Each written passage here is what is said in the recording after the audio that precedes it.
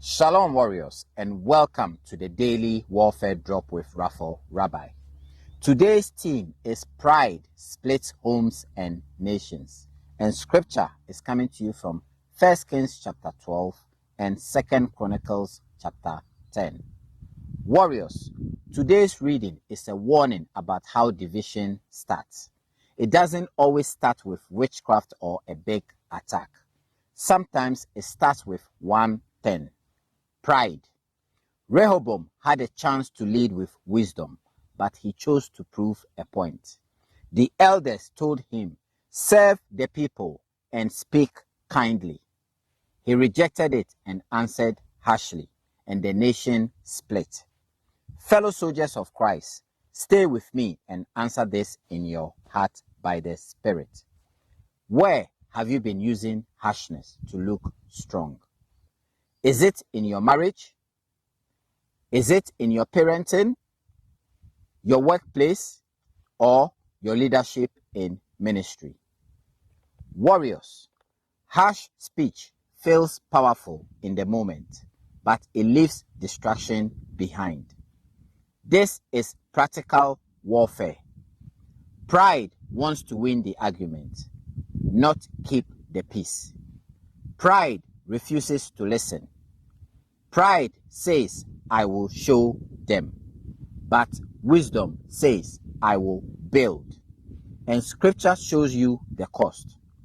Once unity breaks, it is hard to repair.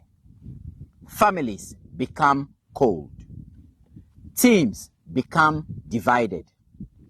People carry offense for years because one person couldn't humble themselves. Now, let's make it practical. If you are leading, check your tone.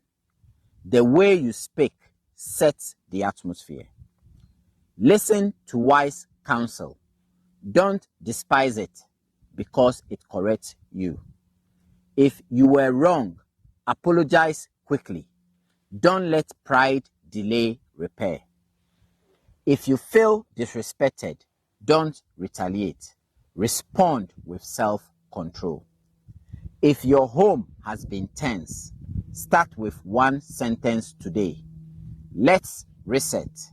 I want peace. As a father, I've learned this. Children absorb atmosphere. One harsh pattern can train fear and distance. But humility can change a home fast because it opens the door for peace. Here is today's warfare truth.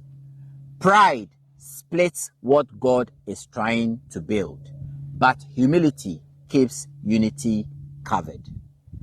Read these scriptures for yourself carefully and let the Holy Spirit lead you into truth and repentance.